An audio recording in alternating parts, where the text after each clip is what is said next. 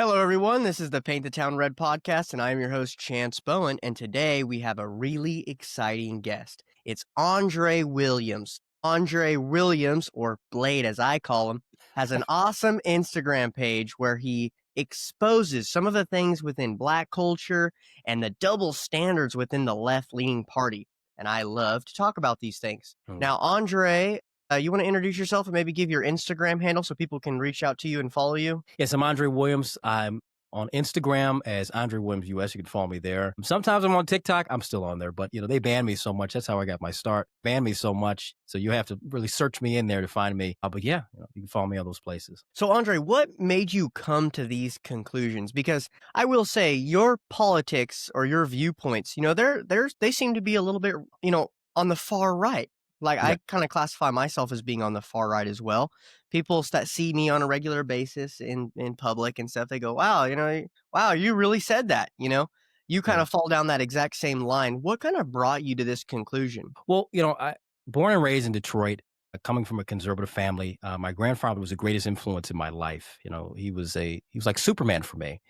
He served 44 years in the Navy, 20 years for the city of Detroit. A deeply educated man, well-versed in politics, spoke three different languages, very successful. My father, unfortunately, was killed a few months before I was born. My mother had the same politics. They were engaged. The same politics, the same upbringing. But growing up in Detroit, watching how people are, and especially Black people, it's very depressing. I would travel with my grandfather. We'll go to the bank, somewhere in Ferndale, or we'll go somewhere Royal Oak, nice places, nice areas, predominantly white. If anything, maybe a more racially mixed area.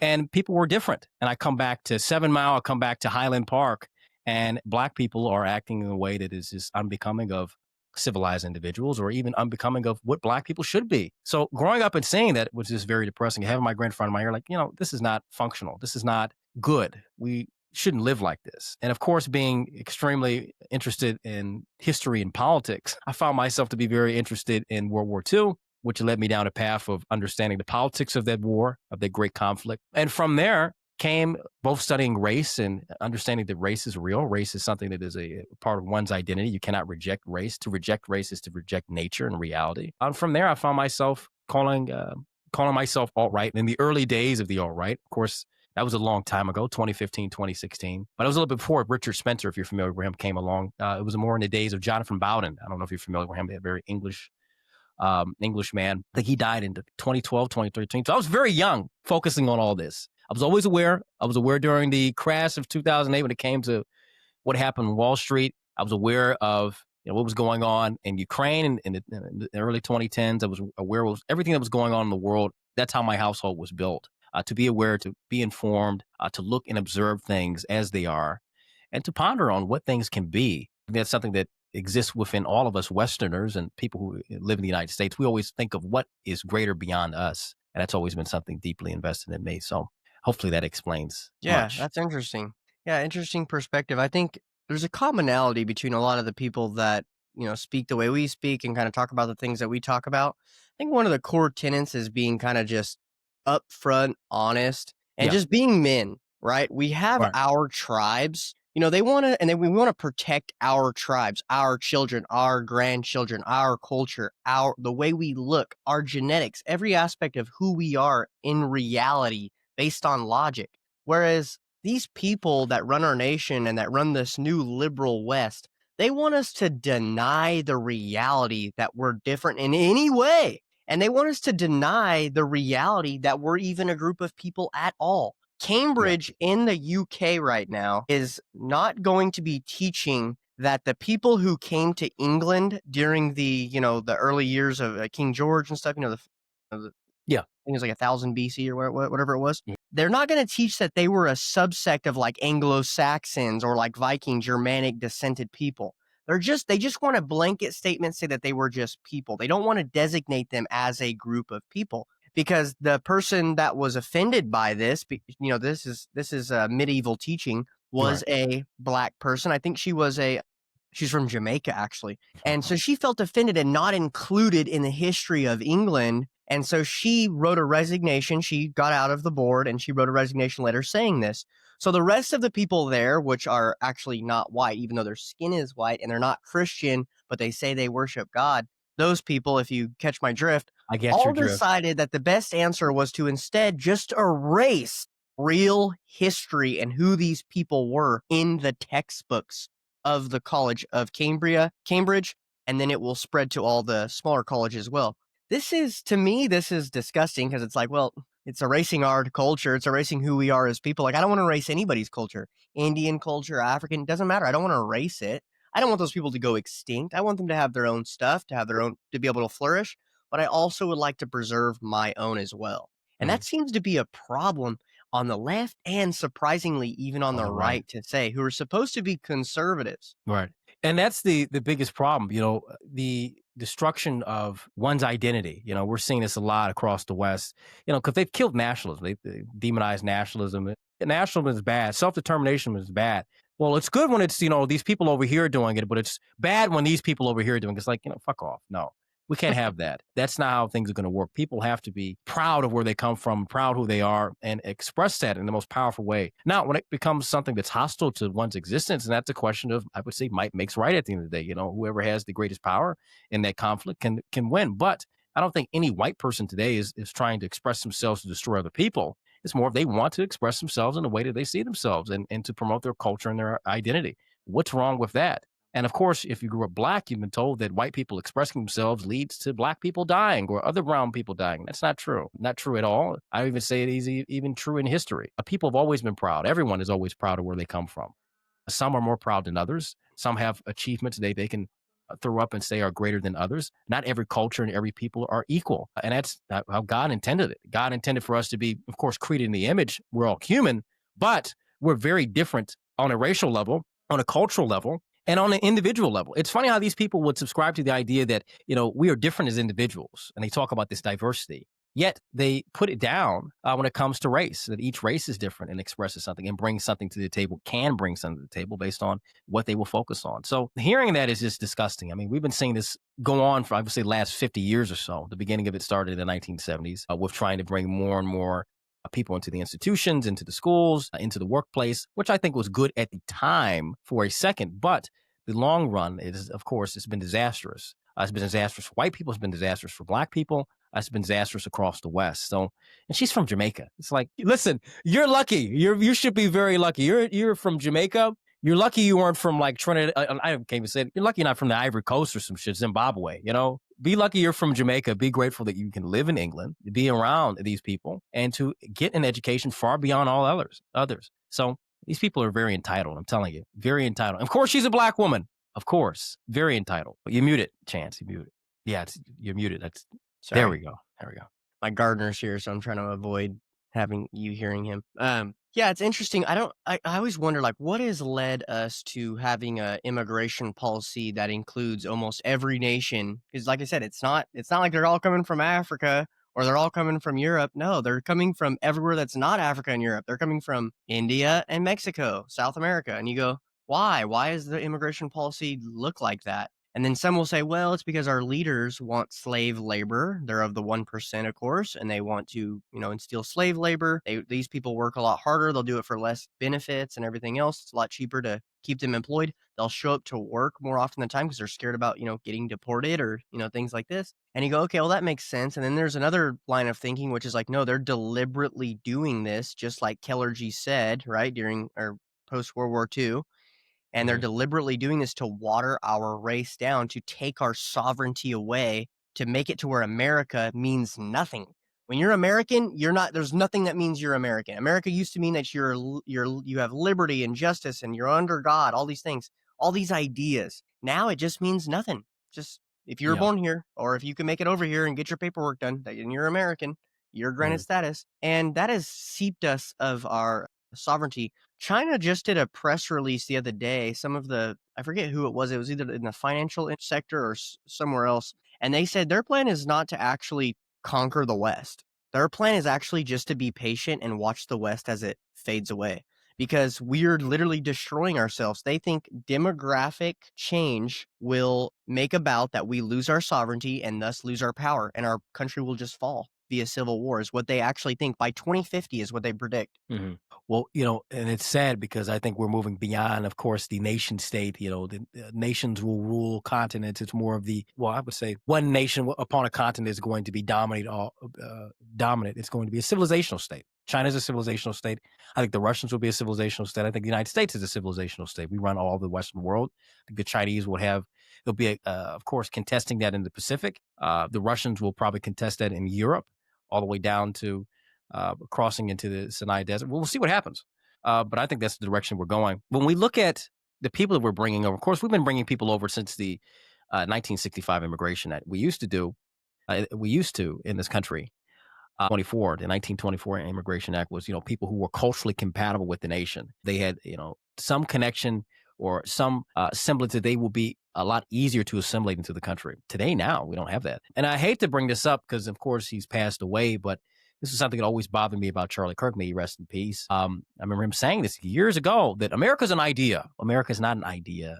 It's not an idea that can just come out of a hat that you can just replicate anywhere else. No, this is unique. This is a very unique system. And we are a very unique people. To be an American is a very strong, powerful thing. We dominate the entire world in less than 250 years. All right. We are a empire. We are a civilizational state. And that's beautiful. So it's not an idea, because if it's an idea, then Africa can do it. If it's an idea, then Southeast Asia can do it. If it's an idea, then all of South America can do it. No, it cannot be replicated. So we are a people that have been well defined. And I always say this is a black and white nation, because those are the two majority. The whites are the majority. Blacks have a significant cultural influence shared with whites in this country. And that's the main two. And of course, I'm not excluding the other racial groups that are here. Hispanics are here, of course. They've occupied the southwestern part of the United States when they were territories and we took it over. But it wasn't to the great extent it is now. Of course, you have the indigenous Americans. I say that if you've been here for more than 3 generations, you are a Native American. You've been in this country for a long time. But of course, we are not going to exclude the indigenous people who are here. And that's it. It's pretty much 4 people who've been in this country since the 1600s, right? If we want to go further back, we can. But I say since the 1600s. First slaves were brought over here. You start seeing the Spanish conquer and try to unite and bring things together a lot more in the 1600s. The indigenous tribes, of course, were here and expanding and trying to grow.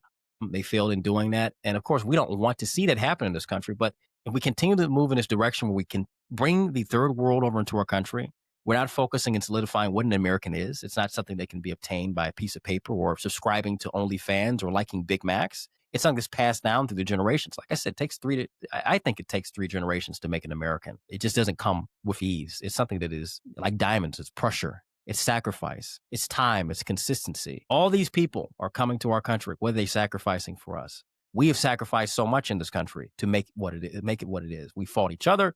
We've had our ups and downs economically, socially. We have sacrificed a lot. And now we're going to give that up to the rest of the world? No, we can't allow that at all. We have to maintain our own existence for the betterment of the people who are here and our children that will come after. Yeah, I think that's definitely wise words. It's like the nation. We're always said that we're the melting pot, right? And that's obviously a coin termed by a group of people that seem to want to get everyone to be in the pot all together. But, we are, like you said, we are a group of people, right? We do descend. We have our groups, white and black, and then some maybe Hispanic, you could say, but not Indian, right? Not Mhm. Indian. Like Indians weren't a part. I mean, Oh, yeah, could not they become a part? Well, maybe they could, but I think that we should, instead of being like, why don't we just make this as diverse as we can? Why don't we be a meritocracy? When you're running a football team, you don't make sure that there's equal amount of blacks, Asians, all these different. No, you say, okay, who can run the ball the best? Who can throw the ball the best? And then that's who you put in the positions, right? And I feel like that's what we need to be governed by, not this moral standard of wanting to bring people into our nation that they're not really helping us. And they came up with all reasons why they are helping us. And it's just, right. in my opinion, I don't believe that they are. And then it also goes to say this too, is are we, say for instance, like India. India has this bustling population and they have some rural areas. And so these people are saying, oh, well, we, we're good at engineering and all these other things. And so we want to come to your nation and help you with the things that you have going on. Instead of taking their engineers from their nation, which they need, and bringing them to our nation and making them work for us, why don't we invest back into the black and white and Hispanic communities to get them to be engineers Instead of investing in buying H-1B visas for these people, or for instance, Israel and paying for their school and paying for their homes and welfare and everything else, why wouldn't we help the native born Americans? And it's so one-sided because we've been taken over by what seems to be a moral standard of white people in America paying for their bad racist behavior. And to me, it just seems, and it's not just on the left, it's on the right too. And that's what's kind of made me wake up from the right. It's like, man, I'm going to speak up against the right when they do stuff like this because I just don't agree with it. And, have you heard of Black Wall Street? Of course. Right. Of course. Yeah, of course you have. I'm sure you have. So it's like I look at that and I go, "Wait a minute," and I see pictures from it, and I'm like, "Man, that looks like a great good." I mean, I'd love to walk down the street in that neighborhood, that black Mhm. neighborhood. Like that's awesome. They had their own banks, they had their own everything, and then now we have a desegregated. Now I know what obviously occurred during that time, and that was horrible, and I condemn that 100%. We don't want to harm anyone, but they had their own stuff, and then now they had such a polar reaction to that they wanted to desegregate, and now everyone's mixed in, and now you have these people that are preyed upon and they're enslaved financially, and you have this culture that's being owned through rap music and everything else and drug culture, and we're back into being slaves. I mean, I'm of Irish descent. I'm actually English descent, but I have a little bit of Irish in me, so I guess I'll claim a little bit of it. But we were also enslaved, not as bad as the blacks were, of course, but we were still financially enslaved and stuff. And it's like now we're all enslaved financially. We're all in debt. No one owns their house. No one owns their car. We're all enslaved by the 1%. And so you obviously Black Wall Street. I always think like instead of always hating on the blacks, why wouldn't we just advocate for them to have their own spaces, us to have our own spaces, celebrate our differences out of a place of love and compassion and through morality and Christianity, not through this place of like, oh, these people did us wrong or these people did them wrong and all this stuff and they owe us, right? Instead Right. of that, why wouldn't we just say, hey, look, let's not necessarily completely go our separate ways and bring back segregation because that wouldn't work. But the reason I'm bringing this up is because the episode with the Black Hebrew, I keep forgetting his name, but he was just on the Jake Shields podcast along with Gypsy Crusader, who came on and called him the N word a bunch of times. And I'm like, man, this gets nowhere. It's just, I mean, it's not getting anywhere. It's funny. I know it is funny to watch, I It's guess, but it's like, it gets nowhere. yeah. He represents a black community that believes what they believe. And a lot of them do believe that. Yeah. Gypsy Crusader is expressing this like frustration with not being able to say certain words and being walking on eggshells, so you don't get shot in the street, right? And so Right. he's expressing that frustration, which I understand to an extent, but it's getting nowhere. By doing what he's doing and by doing what the Black Israelite or whatever is doing, it's getting nowhere. But he did offer one thing. He said, "What if instead of America giving us a check, because then it's like, well, how much money do we get? Reparations. How much money do we give? It's like, oh, a monthly check. Well, for how long? Right. How could you measure how much slavery we owe you? And stuff. People Mhm. lost their lives. I mean, it's a lot of money. So like, how could we do this? Well, what if you gave them like 15% of the land? And then you go, if you had like Florida, Georgia, and maybe like one other state. That would be like 15% of the US. And you gave it over to the black community. Now, what does that mean? Does that mean white people can't go there? No. Does it mean black people can't live in the regular US? No. But what if you just said, hey, we're going to have a preference towards these people that we're going to first allow them financially to get there easily, right? Through Right. plane tickets or whatever. And the corporations already do this. They already help people that are gay and that are of colored descent by getting jobs and everything else, right? DEI and Right. all the rest. They All the already shit. do this. So if you could switch the culture over going, hey, we should celebrate our differences. They have a right to this area. And we could say, maybe the reflect for them to be able to have motivation and to take care of their people and to bring them from the depths of hell, which is where they are at now. I mean, if you look at the community, it's just murdering and just drugs. Not all, of course, there's gentlemen like yourself, of course. But to bring them some of this, I think if they were ran by themselves, if they had their own governors, their own banks, their own artists, their own everything, and they were able to defend themselves against the evil Jews, then they would be able to develop a culture like that. But right now, they're unable to develop a culture because we're enslaved. And same with the white community, too. We're literally enslaved, and there's nothing we can do about it. And if we had our own place and we had to say, hey, look, we don't hate anybody based on their race. Of course not. But you have to be able to recognize that, hey, I am white or I am black. I come from a group of people that went down this path in history, and we have certain characteristics and certain tendencies, and we're very good and very bad at certain things. and we should celebrate those things. And it actually makes for a diverse and Mm, fun society, a fun existence. God made it complex, and it's actually beautiful. If you read the story of Job, that's what right, makes the world so beautiful. So right. I thought about that. I've been thinking about that idea. I'd love to hear what you think about that idea too. Maybe giving these lands to these people to maybe like the blacks could take over that area and not take over. Whites could still live there. Whites want to go live there, and when blacks want to live in our area, fine, that's okay. But Mm. let them have a preferential when it comes to maybe getting loans, being in banking positions, being in government positions like governor and different things like this. Have a preference towards that group of people. Help them get there in the first place. I think if you just said, hey, this is going to be the designated black states, black run, black owned states, I think black people would pour in there because black people want to be around black people a lot of the time. Maybe A lot not of so the much time. Not sometimes. so much, but yeah, Yeah. sometimes. I think if you guys had a good cult, like if you guys had you build your own stuff and the culture was good, I bet you guys would start shaping up and actually fixing a lot of things. I mean, like, hey, no, don't That's where we act gotta like get you know, first, you know? That's where we gotta get first. Of course, that's a great idea. It's freedom of association, you know? This integrated society is far worse, or I would say equal, to the segregated society. It's not beneficial for us at all. Integration has been the worst for both whites and blacks in this country. Now, of course, I don't think we should go back to segregation, but I think that we should allow people to live and to exist where they want to exist. If you wanna live in a white community with all white people, fine. I shouldn't be telling a state like they did this all throughout New England. "Oh, you know, these states are too white. We need to have more diversity here." I love that the Secretary of War said this when I was watching his address to generals. When I thought he was going to PT the generals, I'm ex-military. I was like, "Yeah, get the generals, man. Come on, let's do it. Come on."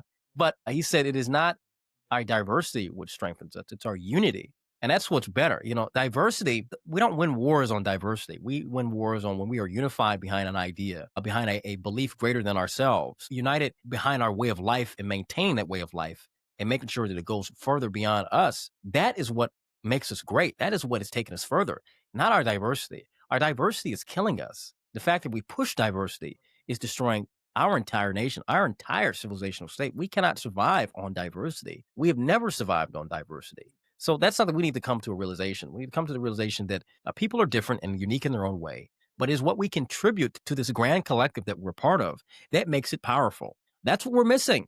We're missing that. It is a core thing that we're missing in this country, but it has to come down to who is American, how is an American made, and what is the purpose of our nation? What is the purpose of our people? What is the purpose of each people? And black people really don't understand what their purpose is because we think that our purpose is football and basketball and rapping. If that's all we're going to be defined as, then we've lost. I don't want to be defined as that. I don't want to be defined as, you know, the NBA young boys of the world. I don't want to be defined as what's these other mumbling idiots, you know, the gorillas and the Cardi B's, even though Cardi B's Afro Latina. I don't want my people to be defined in that way. yeah. And I'm sure that white people don't want to be defined in any negative way whatsoever. So when it comes to the freedom of association and having people go to specific areas, it does sound like Richard Spencer's idea of ethno states. It does, like from way long back ago when he advocated for that. Or other guy who's doing the return to the land. I can't think of his name. He's on Twitter. I really don't mind that at all. But we've got to get to that point first. And how we get to that point I think, is a problem with black culture 100%. But I also think when it comes to within the white community, you got to stand up against these radicals, these people who are destroying white people, saying, well, you know, it's okay for me to be weak. I think it's a big problem with black men and white men in this country that we've been weakened in this country. We've been told that the women are okay running the communities, that women are okay at running the household, women can come and do the job in the military, women can do all these things equal to men. We know that's not true. We've allowed the courts to destabilize and break up the households. We've allowed all this 50-50, I'm going to share and we're going to do it too, equal rights. Fuck that. No, we have to restore some semblance of order in our country and order within ourselves as men and order among women for for their benefit as well. Yeah. Yeah, no doubt about it. We've gotta reinstill the man as the head of the household. That's the enemy, that's the common enemy that we all have. I mean, the fact that we don't the liberal said this to me the other day, and it really resonated with me, and I've said it like 15 times, and I'll probably say it another 15 times. She said, "You expect liberals and left-leaning people to submit to their husbands and men, yet the Jews have taken over your nation. You don't even run your own nation." And I went, that's a good point. That's like a excellent point. I mean, yeah, you're right, actually. How are we gonna demand respect of women if we can't even respect ourselves? Exactly. If we don't even run our own nation, if we're enslaved right now, we're in debt in every which way. We don't own anything. We just don't own our nation. It's owned by another group of people who are not white, who are not Christian, and I mean, we've gotta solve that problem, We got to, yeah. and if we can solve that problem, then maybe we can begin to solve the man being the head of the household, and if we solve that problem, then we can begin to solve the sovereignty of our nation problem. Mhm. That's very important. I do think that you have to focus. I always say this to black people because they always want to talk about what white people are doing. I'm like, well, nigga, if your house is in shambles, why are you worried about what someone else's house and somebody else's neighborhood? Focus on Yeah. yours. And of course, at the end of the day, we look at Jewish power and Jewish supremacy in the Western world and in this country. It's a grave threat to our existence because we're serving another master. We're not serving our interests. We're serving the interests of Israel. We're serving the interests of big financiers, big Jewish bankers who want to, of course, expand their capital, expand their wealth. That's the whole purpose of having a business. They really care about making more money and serving their nation at home and having dual citizenship, which is, of course, not to our benefit as blacks and whites. We have to fight against that. So, in order for us to meet this great battle and to fight, we have to set a standard among our people, and we have to train mentally, spiritually, physically, and build ourselves up properly to meet that challenge. We've done this all throughout history. Nothing is done just because. Mm, Everything has a purpose and a build up. And if we remove ourselves from fixing and highlighting the problems that we have. So I tell black people, you can't sit back and avoid that we have problems and blame it on white people and cry and complain. Niggas will sit here and complain about 150 years, but the last 15 years have been destructive and so devastating for black people, far beyond what slavery could ever do. They'll focus on crying about Black Wall Street endlessly when Detroit and Jackson, Mississippi, and Baltimore and all these predominantly black areas that had a unique history and unique identity are now destroyed and in ruin. They'll cry about Jim Crow and talk about segregation. When we look at the academic performance of black students in segregated schools, did well than what they are today. Some of the most prestigious HBCUs are doing a lot better, but when we look at 90% of them across the board, they're doing terrible because they're pushing this. Oh, we are owed something. Stella got to get her groove back. I got to get my reparations. You aren't owed anything. I think the reparations package was we were freed from slavery. The reparations package was the Immigration Acts, not the Immigration Act, but the Civil Rights Acts from 1868 all the way up to the 1960s. I would say it's welfare. It's all the academic and scholarships that we get, all the grants that we get, when we look at the courts, we saw what happened with Irana Zaruska. This guy was allowed 14 times. That was all done in the name of racial justice. That wouldn't be done for a white person. That wouldn't even be done for a Hispanic or anyone else. That was all done for black people. So we need to acknowledge that we have a privilege in this country. Black people have been blessed on being in this nation. I think it was a horrible start. But I mean, if I had to choose being in Africa or being in the United States, I'd choose this place 1,000 times over, not even for a second. okay, yeah. That's interesting hearing your perspective on that, because oftentimes you hear from the black community, it's like, I mean, man, it seems like they hate it. They just hate us. I mean, they hate our It's something that's country. been taught. It's something that's been taught, especially by Black Gen Xers. They Mm, are very hateful, and the reason why this is because they didn't go through the struggles that their parents did, the boomers and silent generation. So they feel like they're going like, "Oh, the '80s was something, man." Yeah, because of black crime. "Oh, the '70s was down, man." Like, mm, nigga, you were 5 years old. What are you talking about? And then we look at the '90s and 2000s. I mean, look at like a lot of these Black Gen Xers that say all this shit. They're driving slingshots and they're driving, all these nice cars. They live in a nice suburban area and they're complaining about whitey. It's like, what are you complaining for? You are living far greater than your parents are, mm, and you're instilling into our generation, Gen Z, that yeah. we've got to be victims. Yeah. Doesn't make any That's sense. not to say, obviously, like I say, we have to, I think if we came together and said, hey, look, we're trying to admit our original sin, which was bringing Africans here and enslaving them, right? We're trying to constantly admit that original sin. But the small payments over a long period of time, and then the payments are growing and growing. That's kind of getting frustrating for, I think, the white community. But then there's a side of me too that goes, like, there is a side of me that thinks, well, what are we complaining about too? Like same with, like, you say like, what are you complaining? You're driving around a Rolls Royce and like you got it good. It's like same with us, we've got it great too. It's like, what are we complaining about? We've never had to be, we weren't enslaved in our own nation and stuff like this. But so yeah, there's definitely a balance to this that we could strike. But the biggest thing is that there's men that are acting in the way of love and compassion for the others, and we want our nation to be successful, have sovereignty, and be successful, right? If you Right. America, then you want America to do good. Like I'll be honest with you. If America sent our basketball team to the Olympics and we didn't have the black community, we'd probably lose. I agree. Right, However, I don't want it that's the whole thing, is that I don't want that to be the, "We gotta go get the blacks for the basketball," I want blacks to, "You know what? I'll tell you this." I said this to someone, the other day. It's, of course, if I go to the hospital, I'm gonna trust a white doctor over an Indian doctor, but I'm gonna trust a black doctor over an Indian doctor as well. I want the best for blacks and whites. I think when we work together, I think when we put, our best effort into what we do, we go beyond, and we've shown that. But one thing I don't want is, just to be defined by entertainment. I think that's the only thing that defines black people. If black people left America today, 5% of the GDP would be gone.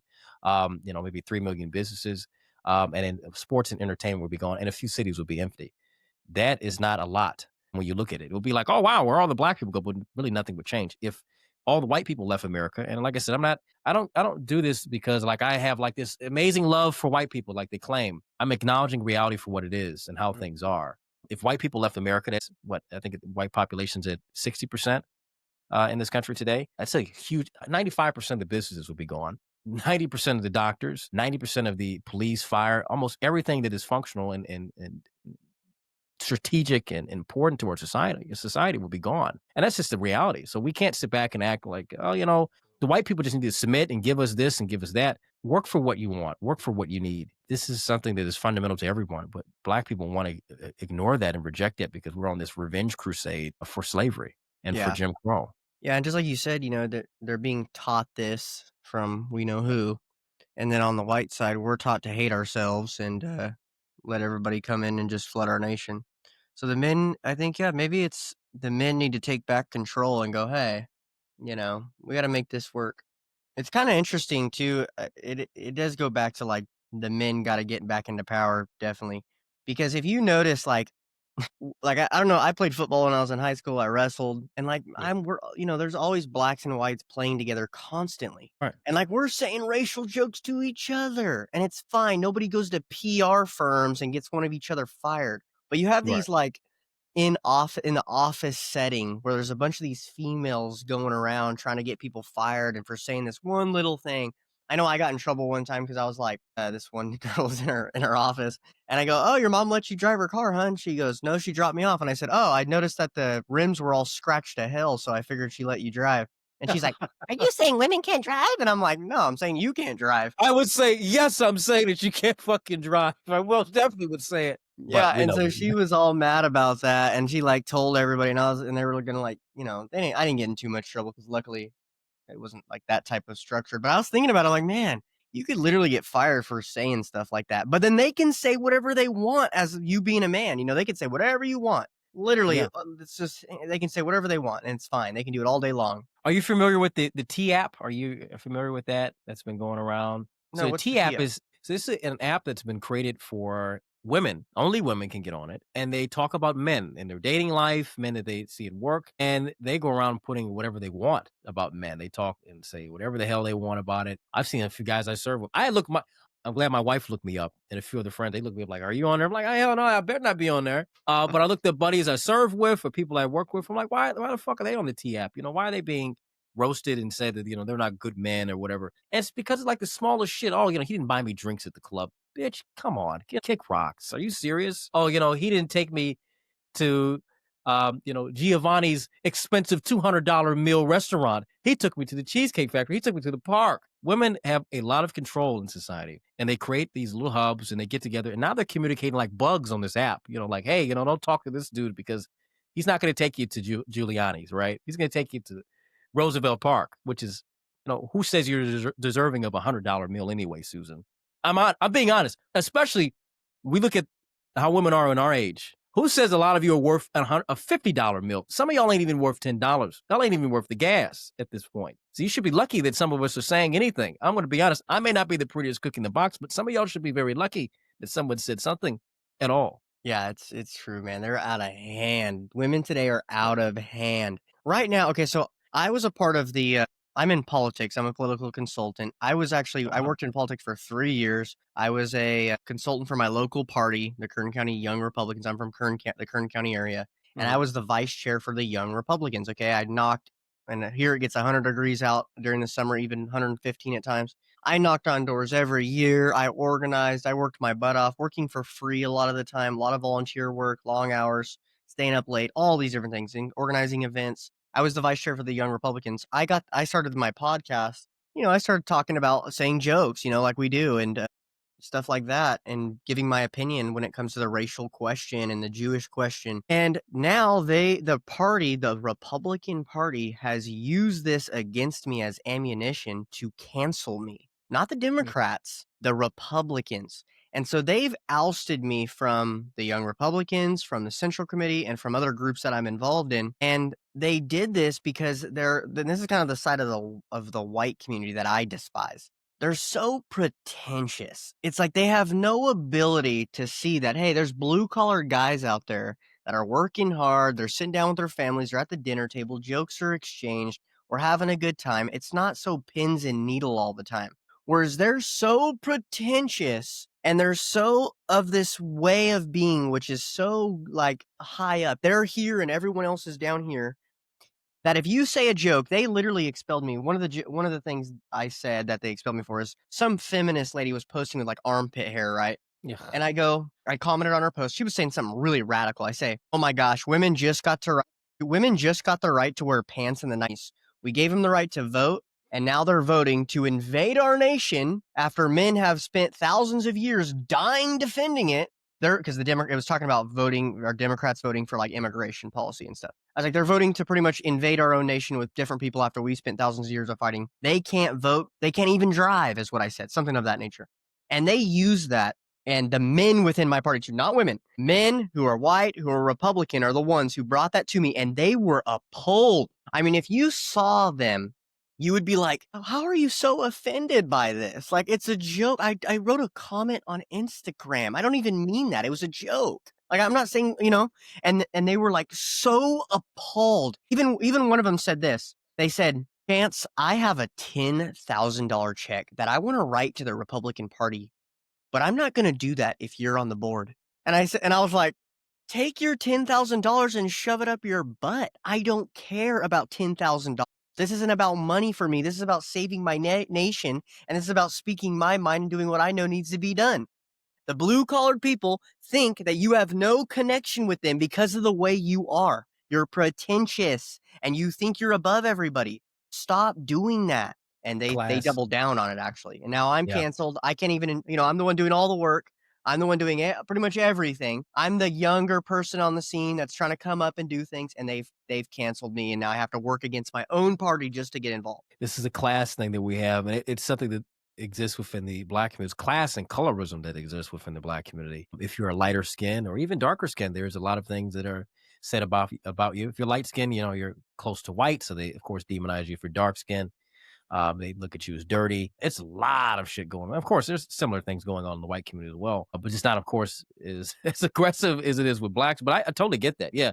And I feel it's something that the older generation, they have a lot. They're very pretentious. They look down upon the hard, up and coming Gen Z. I'm sure we're the same age. We're the beginning of our generation. So we're really in the workforce. We're now having children. We're for maybe the first 5 years of our professions. Me, I'm coming out the military after doing some service. We're moving up in the world, and we're going to be the first ones to really take office in the next few years. I'll be honest. We're going to be the first ones.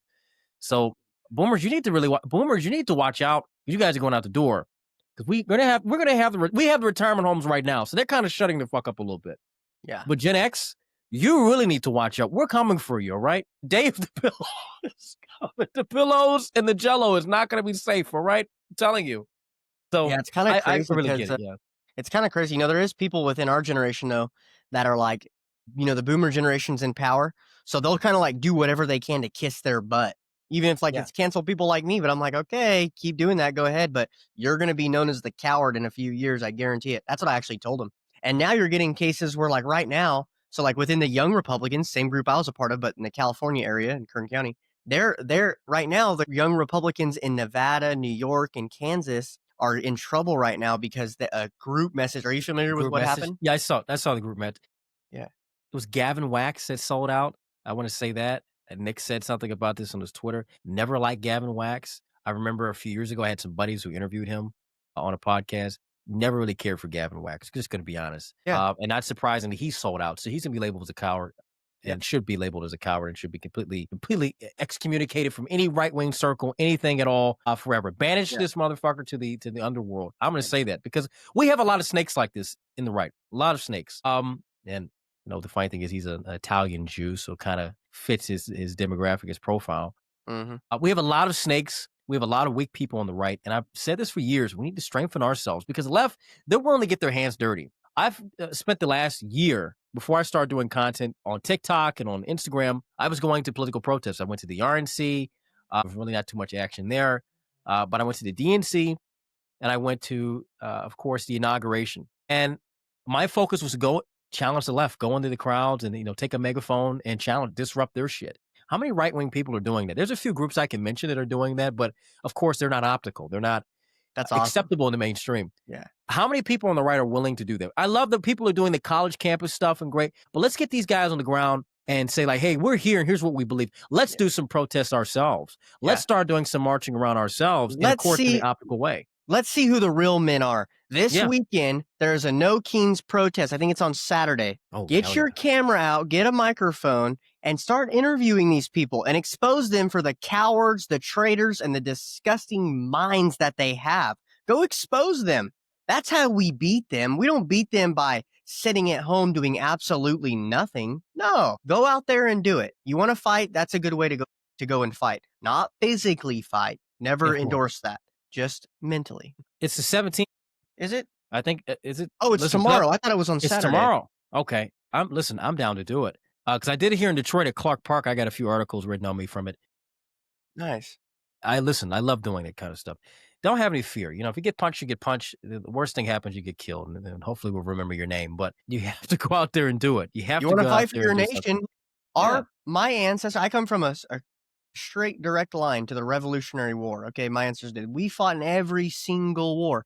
I mean, you Mhm. said yourself, people risked their lives for this nation, and you won't go have a conversation with a bunch of purple-haired liberals who are weak? Like, come Right. on. Get out there. You want to do something? That's something you can directly do right now. You want to talk about it and not be about it? There's a way to be about it. Let's get a bunch of interviews and show the hypocrisy of these idiots. Yeah, I'm But gonna go. Listen, I'm gonna find one that's local to me, and we take a megaphone and get some recording. I'm never afraid to do these things. I've done it by myself. I've done it with a group of people. yeah, It's necessary yeah, because, I'm like I doing said, the it. left. Yeah. Yeah, it's hell, but somebody's got to do it. It's fun. I love it. There's nothing I I do love love it. it. That's the thing is the difference between me and I think a lot of those pretentious people I was telling you about, like in my local party, they would Mhm. never do something like that. Never. They're never going to think outside the box. They're not trying to get it. Their parents are rich. They don't care. Right. They're wanting to flex their big check muscles and get into positions easier and have an easy life where they don't do anything new. They're not taking over Democrats. They're just holding down Republican seats that are pretty much given to them on a silver platter. Whereas there's people who want to push into the Democrat zones. They want to declare war on the Democrats. And we want to start taking back our areas, start taking back our city, start taking back our county and fixing these areas through cycling the money from the nonprofits, which are atheistic idiots, and giving them to the churches to actually start cleaning up the homeless issue, start cleaning up the drug, all the stuff with fentanyl and stuff right now. That's what we need to start doing. That's where the war is. And yet they spend all of their time canceling people for private messages in a group chat. I mean, think about that. They flex their daddy's money to get into positions that we already have. They don't do nothing new. They don't do any work at all. They're terrible to talk to, even for 1 minute. You're like, oh God, I don't want to talk to you. You're just total stuck up, pretentious brat. And then Right. on top of that, they spend their time attacking good Republicans who are actually fighting to move into taking over the Democrat areas. I mean, it just makes no sense at all. It's really disgusting. It's infighting. And like you said, what was his name? Waxner? Gavin Wax. Yeah, Gavin Gavin Wax. Wax. What a coward piece of Yeah. crap. And then they say, well, you guys are the fringe. Oh, we are? Well, JD Vance and Matt Welsh just came out and said the exact same thing I just said. So Yeah. I think things are changing. I think you need to recognize that. And I think we need to move forward from this and realize the Democrats, they're together as one unit fighting against us. We need Yeah. to be one unit. We need to be a team and we need to be fighting them. Yeah, that's the thing. The left, I say this is going to be very, very scary after these 4 years. Enjoy these 4 years. It's going to be great. But when it comes to 2028, and I'm looking at the ticket, I think maybe Gavin Gavin Newsom may be on the ticket. He may win. He has a better image in terms of looks, aesthetics, right? Optically more pleasing than JD Vance, who has an Indian wife, by the way. They're going to bounce back and they're going to hit us hard. Yeah. Honestly, I'll say this. I voted for Trump. I've been supporting Trump since 2015. Of course, I have my problems with Trump when it comes to Israel and other things as well. If Kamala would have won, Mm. I think the right would be a lot more unified, especially after the death of Charlie Kirk. I think we would be a lot more radical and radical in a good way, and a lot more fanatical about how we're going to change things. I think Trump winning was kind of like, oh, now we don't have to work. We don't have to do anything. Things are going to be all willy nilly. The left is like, no, we're in go mode. And they're waiting like, listen, we're in go mode. We're doing these protests. We're going to go here. We're going to say this. They're in go mode. Now, the Democrats, the established Democrats, they're done. No one cares about them. But the radicals that are on the left, they care about it. They care about being in the streets. They care about doing these No Kings protests. They care about, at this point, shooting you and killing you because you believe in certain things. That's how far they've gone and how radicalized they've become. Now, I don't want us to become radicalized where we're goose stepping in the streets and we're like, get in the truck. We're putting people in vans and shit. I don't want to get to that point. But had Trump had not won and was, say, killed in July, and lost if he'd lost the election as well, if he hadn't been killed, just lost, we'd be in a very different place on the right. I think things will be a lot different. Mhm. So we have to see. The next 4 years are going to be, I think, going to be smooth. Of course, we have a lot of problems, a lot of things we need to clean up. I don't expect it to be all grand and glory. But come 2028, that's really when the game's going to start. I think the game is really going to start. We're going to really see who the men are, who the real players are, because they're going to take it back. The Democrats are going to take it back. They're going to sneak their way to do it, or they're going to lie. They did it in 2020 with George Floyd and then COVID. If they did that shit, they can do any damn thing. Remember that. Yeah, that's true. There's one thing that does is kind of the downside of our party being made up of majority older people, whereas the Democrats have kind of more of a youthness of their party. Is like they can see who the front runners are. Like they'll put AOC and make AOC run. You know what I mean? Like they're not scared. They're like, no, yeah, we will. Whereas our up and comers will kind of be like, no, they haven't proved themselves yet. And Yeah. yeah, they probably could do a lot better than JD Vance, but JD Vance, he's such a good guy. And that he's like my little Oh, he's got a nice smile. oh, Yeah, let me like pinch his cheeks. It's like, okay, grandma, thank you. We know you like JD Vance, but we got to have the killers in there. And the Democrats, they're going to put the killers in there. They're going to put AOC, Gavin Newsom. I don't know. Maybe their egos are too big. People are telling me, no, their egos are too big. None of them will be the vice president for each other. But I don't know. I think they might. They're together. They're really in a unified way. I think they might actually do something like that. AOC's raised more money than any other Democrat, and Gavin Newsom's really making moves. So if Gavin Newsom runs and AOC is the vice, that would be, my gosh, that'd be a powerhouse. We yeah. really have to do some soul searching to beat that ticket. Yeah. People need to understand that things are not going to get better. Things get worse. In order for things to get better, things have to get worse. And they're going to get worse. We're not at worst yet. We thought Charlie Kirk being assassinated was like, oh, we're in the worst times. We're at the beginning of the bad. Maybe at the middle of the bad. We haven't seen worse yet in this country, in our generation, in our lifetimes. We will. Yeah. And the question is, how much longer? Maybe, it's how much longer will we see it? Yeah, I think too I think political viewpoints were changed. You're already seeing it within the right wing party. Like we're changing drastically, and like now you get like mainstream conservatives talking about like, well, maybe APAC shouldn't run our nation. And you're going, oh wow, that's a big difference from what you were saying 5 months ago. 5 years ago, you couldn't have any of these conversations. Oh, you couldn't even mention it. Oh my gosh, you were anti-Semitic. You were the next coming of Hitler. Yeah, Yeah. And so now they're starting to come around. But I think what's going to happen, and I predicted this a few months ago too, and it's kind of why I started going down this path in politics in the first place. I think the number one topic will be demographics because they say in 2045, I think, or sometime in the 20s, that will be the first time that whites are actually not the majority of the nation. And people say, oh, that doesn't matter because, Hispanics will start voting Republican and da da da. But the problem is that they don't. They don't really. I mean, a little bit, the Hispanics did vote for Trump, and obviously the black men didn't turn out for Kamala, so that was good. But there's still a lot of work to be done. I don't know. I don't know if it's gonna happen. I think. I think it will. I think it will happen. Like I said, nothing is guaranteed. I think on the right, we have this main character syndrome. We think that we're the main character, and we're not realizing that the world is the way it is. And it's not about if we think that we're right. It's about who can make right at the end of the day, who can make right in what we believe is right, solidify that in stone.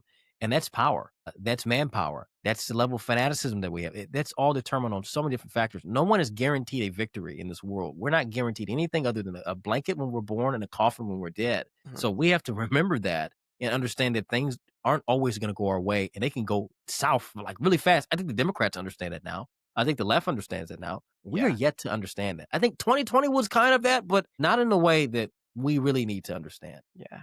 Yeah. There's still yeah, I definitely think that, when you have these you have like if imagine if the right had a no kings protest, but not with kings, like a different protest, it'd be hard for us to get out.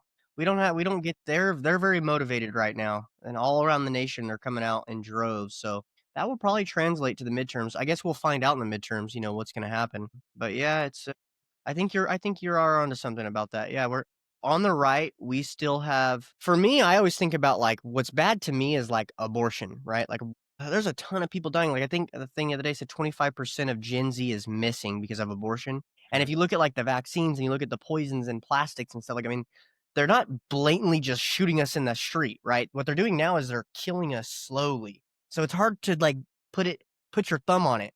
But that's what our job is. Our job is to expose them killing and make it, hey, these guys are killing us in the streets. It just don't seem like it because they're doing it in a roundabout way, but they're still killing us. We're going extinct, okay? We have invaders coming through our borders, right?